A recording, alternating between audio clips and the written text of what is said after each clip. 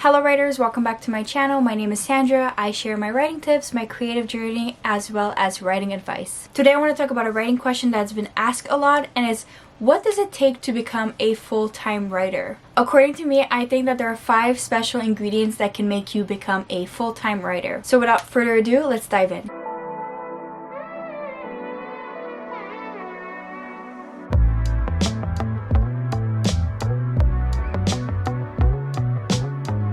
The first ingredient is being consistent. Becoming a writer is in the art of consistency. I'm not talking about mass producing these 100,000 words manuscript every month. What I am talking about is writing on most days than not, which also involves writing on days where you don't feel like writing.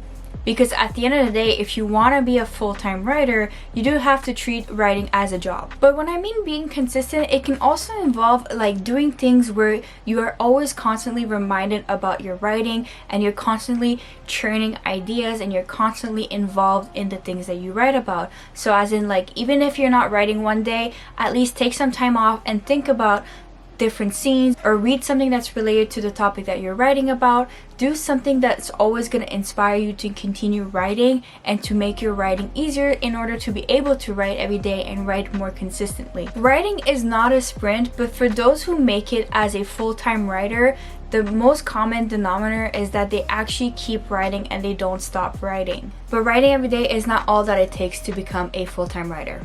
The second ingredient is building a tough skin. Rejection can feel brutal and personal, but it is necessary and it's going to happen regardless. Sometimes it could even be so impersonal that it hurts even more because it feels like the person that is reading your work or that is judging your work didn't even take the time to care about it. I think for writers, it's sometimes hard to not tie their self-worth and their self-esteem with the rejection that they're getting.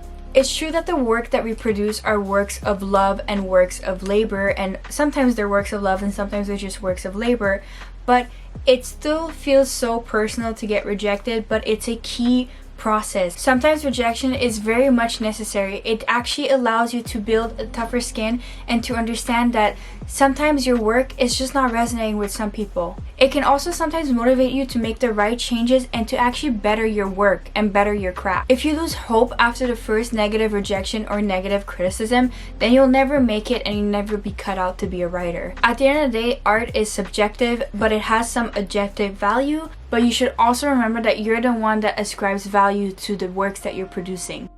The third special ingredient is being open to critiques. Having tough skin is one thing, but being able to listen to critique and to actually evaluate the critiques that you're getting is another. Especially when it's good critique. Especially when it's good critique that will help you better your writing. Writing is such a solitary act, but when you want to become a full-time writer and you want to have your works to the public so you can be a full-time writer, then you're going to have to get used to beta readers, proofreaders, editors, critique partners, all the types of people that will critique and have their eyes on your manuscript. It doesn't matter if you're pursuing a career in self-publishing or traditionally publishing, you will get critiques during and after your book is published. And it's your job as a writer to know which critiques should you accept and work on. For example, if all of your loyal readers are saying this book that you just wrote is way too slow, the pacing is way too slow, you can sit here and say, no, it's not too slow, or I like it this way.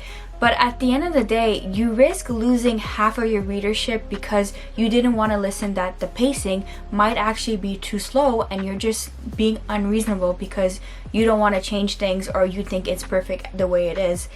There is a fine balance between writing what you want and shaping it into something that your readers will love. At some point, writing becomes a collaborative work and you have to compromise on that if you want your work to be published.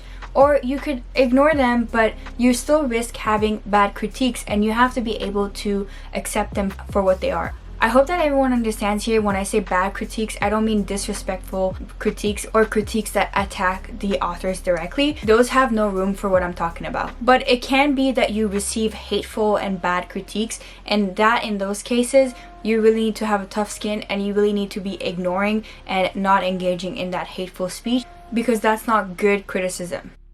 The fourth special ingredient is to keep on learning. A good writer who wants a long-term career is always going to keep learning about their craft, learning about the subject they write about, and learning about how they can improve themselves. It's not uncommon that most writers end up writing a memoir on writing themselves because they've been so involved with their writing and their writing process that they start to, discover new things, learn new things, and take new classes, read more books about the craft.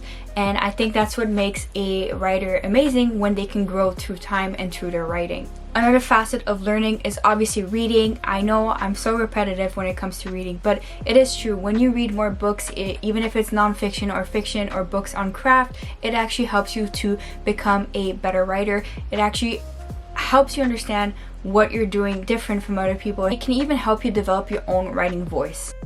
And the fifth and last special ingredient that I'll be talking about in this video is being passionate. Honestly, I think it's hard for me to wrap around my head that some people write but they're not passionate about, because writing is really hard. I can't imagine not being passionate about writing and choosing writing as a career or as a full-time career, because it's like really playing sentence by sentence. It's really playing in your brain to articulate ideas or stories in a certain light that you want to present it in. And I don't understand anyone who is doing it unless they're doing it out of necessity, or unless they have such a high level of skill in writing.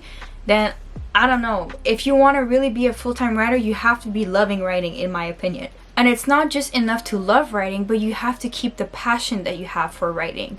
So that could also be writing personal projects that are only for you, that will keep you happy and inspired to do. Because I know sometimes when you start to go into your writing career, it could be that you limit yourself in a genre. It could be that there are expectations for you from your agent.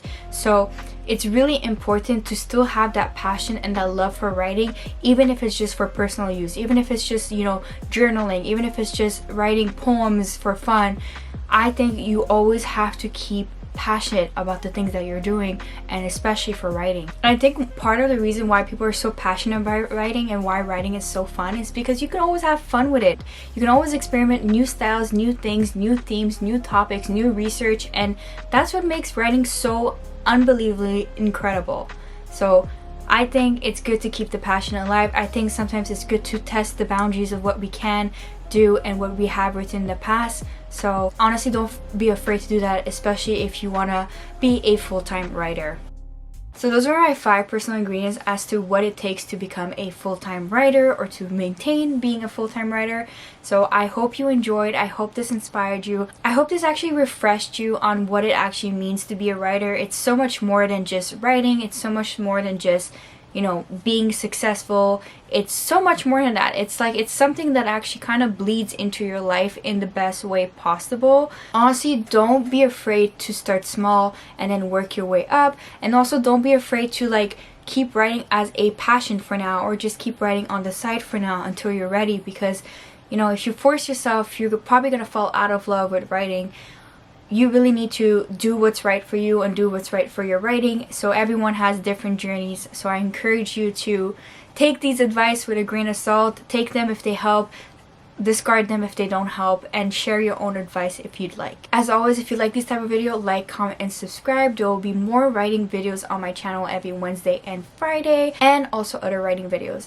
As always, all of my links to all of my different accounts are down below. You can always contact me and reach me, and you can always comment something about your writing process, your writing journey, your writing advice and tips, or what you want to see next on my channel. I would love to hear from you. And for now, I will go and write some poems. See you on the next video. Bye! I guess you're back.